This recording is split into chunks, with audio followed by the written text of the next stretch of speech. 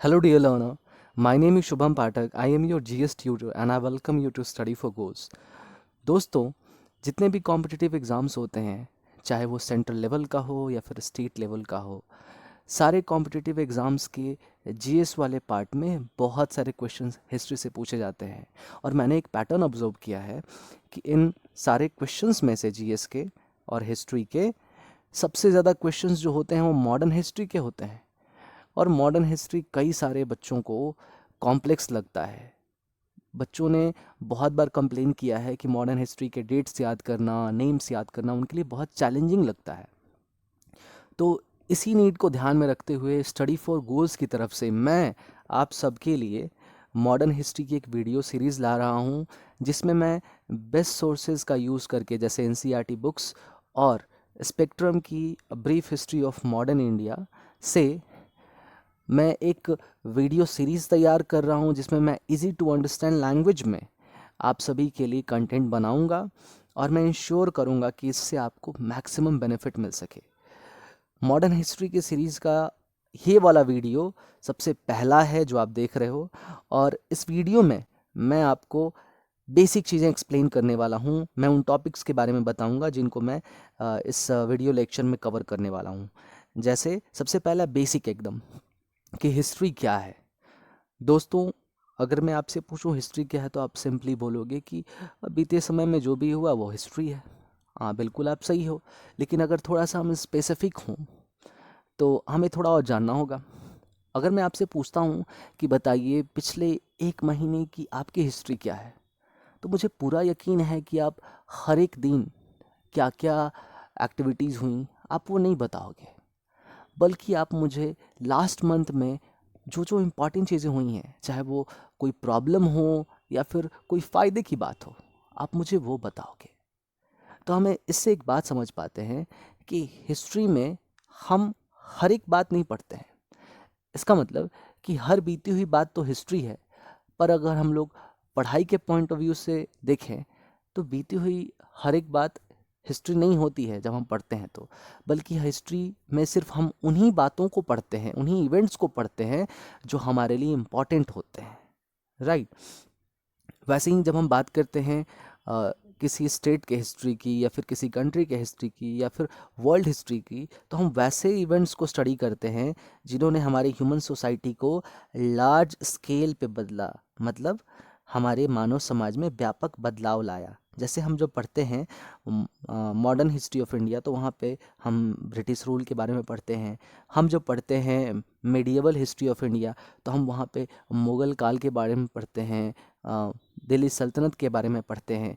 वहीं हम लोग एंशियंट हिस्ट्री ऑफ इंडिया पढ़ते हैं, तो वहाँ पे हम लोग वैदिक काल के बारे में पढ़ते हैं, स्टोन एज के बारे में पढ़ते हैं, मौर्यन एम्पायर के बारे में पढ़ते हैं, एक्सेट्रा एक्सेट्रा।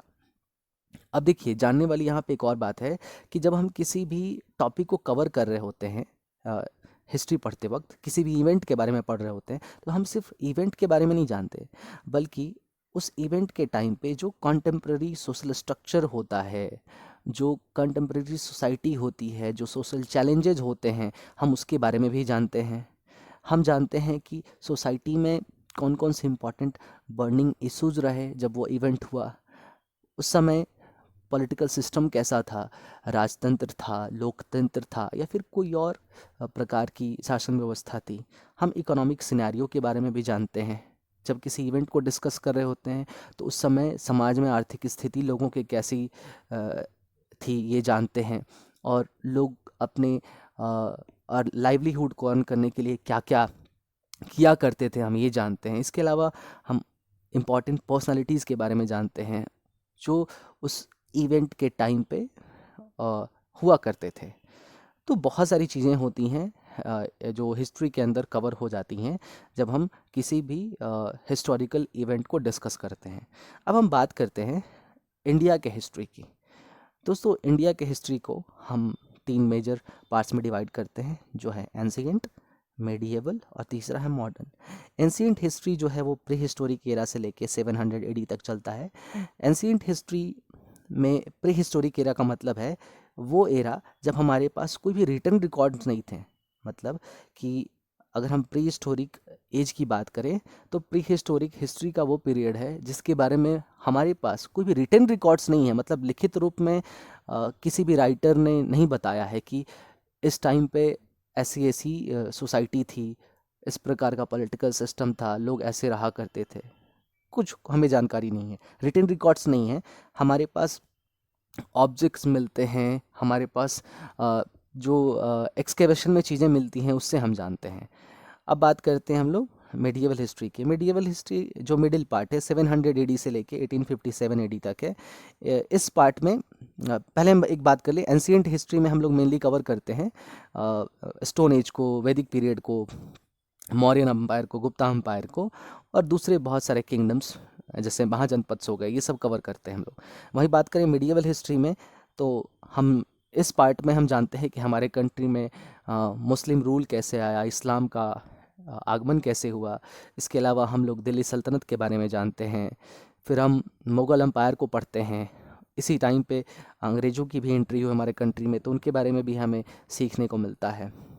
अब बात करते हैं हम लोग मॉडर्न हिस्ट्री, जो हमारा मेन फोकस होने वाला है। मॉडर्न हिस्ट्री कंसिडर करते हैं 1857 के बाद, लेकिन मॉडर्न हिस्ट्री की दरअसल शुरुआत हम देखें तो उस समय से हो जाती है जब मुग़ल अम्पायर वीक होने लगा था और जो अंग्रेज़ हैं वो स्ट्रांग होने लगे थे हमारे कंट्री में। तो मुग़ल जो अम्पायर है जैसे ही वो गिरने लगा, पीछे होने लगा, तो वैसे ही जो बाकी दूसरे छोटे छोटे अम्पायर्स थे वो ग्रो किए। फिर अंग्रेज़ों का आगमन होता है हमारे कंट्री में और इस तरीके से मॉडर्न हिस्ट्री शुरू हो जाती है जिसको हम लोग पढ़ते हैं। अब बात करते हैं मॉडर्न हिस्ट्री की। देखिए, मॉडर्न हिस्ट्री जो है उसमें हम मोटे तौर पे पिछले 200 सालों का इतिहास पढ़ते हैं। इसका मतलब कि हमारे कंट्री में पिछले 200 ईयर्स में जो इम्पोर्टेंट इवेंट्स हुए हैं, जिन्होंने हमारे सोसाइटी में मेजर चेंज लाया, हमारे कंट्री में मेजर चेंज लाया, हम उनको डिस्कस करते हैं, राइट।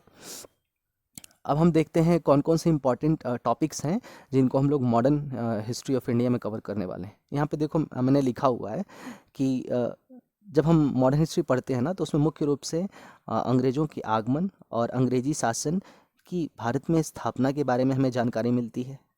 इसके अलावा 19th सेंचुरी में भारत में सामाजिक एवं धार्मिक सुधार आंदोलन चला था और उस आंदोलन में जिन जिन लोगों ने कंट्रीब्यूशन दिया था, पार्टिसिपेट किया था और क्या क्या चेंजेज आए, इसके बारे में हम पढ़ते हैं। ये सारे इंपॉर्टेंट टॉपिक्स हैं, राइट।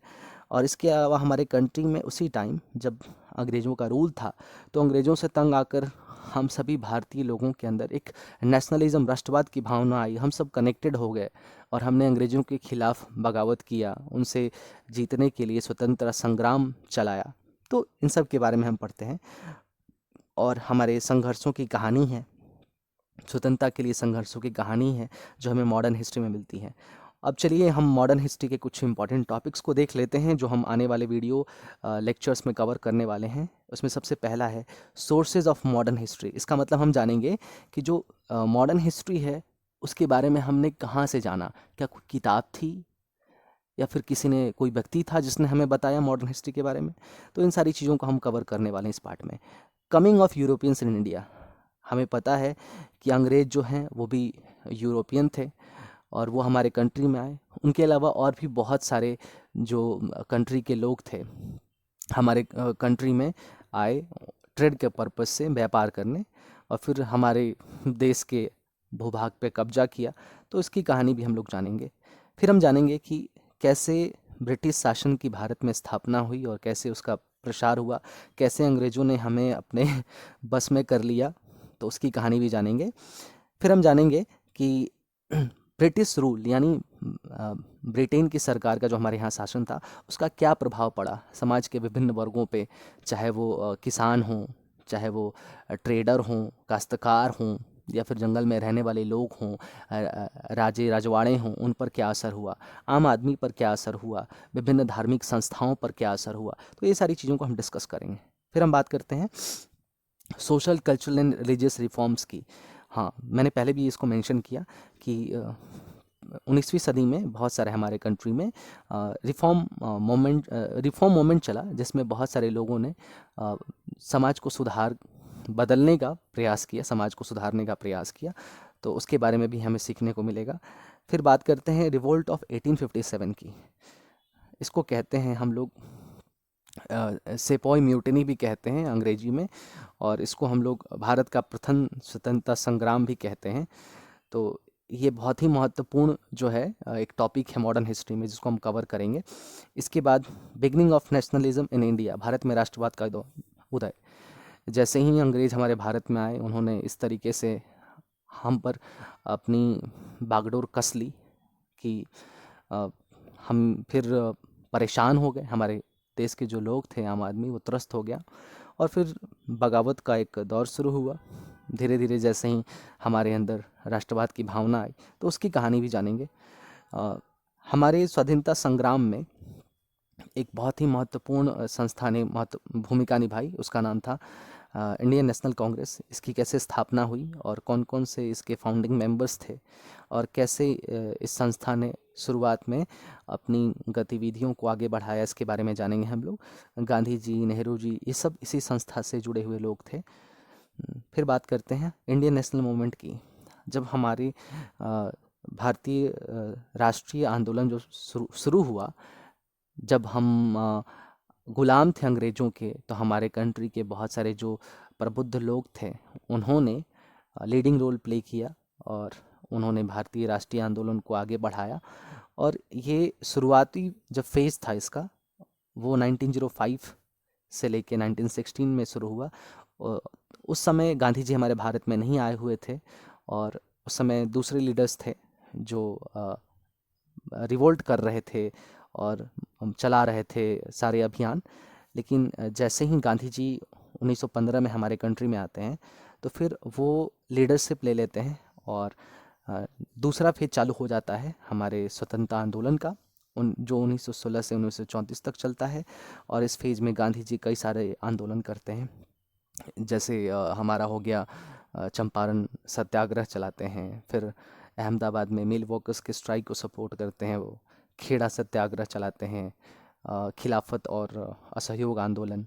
फिर उसके बाद गांधी जी लॉन्च करते हैं सिविल डिसोबीडियंस मूवमेंट, जिसको बोलते हैं सविनय अवज्ञा आंदोलन।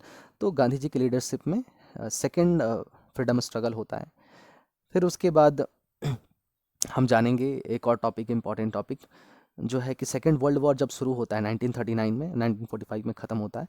तो उस समय कैसे हमारे कंट्री में अंग्रेज़ों के खिलाफ विद्रोह चल रहा था, और उस समय भारत के जो नेता थे काफ़ी डर गए थे, क्योंकि जो अंग्रेज़ थे वो सेकेंड वर्ल्ड वॉर में इन्वॉल्व थे, और उन्होंने इनडायरेक्टली इंडिया को भी इन्वॉल्व कर दिया था। तो हमारे कंट्री के लीडर्स डरे हुए थे कि अगर जो हमारे दुश्मन देश हैं, जैसे जापान उस समय अंग्रेज़ों का दुश्मन था, अगर हमारे ऊपर अटैक कर दिया तो क्या होगा, तो हम लोग बेवजह मारे जाएंगे अंग्रेज़ों के चक्कर में। तो उस समय कैसे हमारे कंट्री के लोगों ने, लीडर्स ने स्ट्रगल किया वर्ल्ड वॉर 2 के समय, इसकी कहानी जानेंगे। फिर हम जानेंगे कि किस तरह से भारत आज़ाद हुआ और भारत का बंटवारा हुआ, इसकी कहानी। और आज जो हमारे पास संविधान है, जिसके हिसाब से हमारी संसद चलती है, सरकारें चलती हैं, और पूरा देश चलता है, उसकी शुरुआत जो है उस समय हुई थी जब ब्रिटिश शासन हमारे देश में था। और इसकी भी कहानी जानेंगे कि कैसे हमारे संविधान की बुनियाद ब्रिटिश शासन के दौरान ही रखी गई। तो ये सारे टॉपिक्स हम कवर करने वाले हैं मॉडर्न हिस्ट्री के अंदर। आई होप कि आपको इस वीडियो से कुछ ना कुछ नया सीखने को ज़रूर मिला होगा, और आने वाले समय में हम इस सीरीज़ के बाकी वीडियोस भी बना के आपके लिए लाएंगे। अगर आपको ये वीडियो अच्छा लगा तो इसको लाइक कीजिए, अपने दोस्तों के साथ शेयर कीजिए, और अगर आप ऐसे ही फ्री बहुत सारे कंटेंट को कंज्यूम करना चाहते हैं तो स्टडी फॉर गोल्स चैनल से जुड़े रहिए। और अगर आप JSSC की तैयारी कर रहे हैं और कुछ इंपॉर्टेंट वैल्यूएबल कंटेंट को भी आप एक्सेस करना चाहते हैं, तो स्टडी फॉर गोल्स एप्लीकेशन को डाउनलोड कीजिए। वहाँ पे बहुत सारे कोर्सेज़ हैं जो लोग बहुत पसंद कर रहे हैं, लोग बहुत प्यार दे रहे हैं। डेफिनेटली आपको बेनिफिट मिलेगा।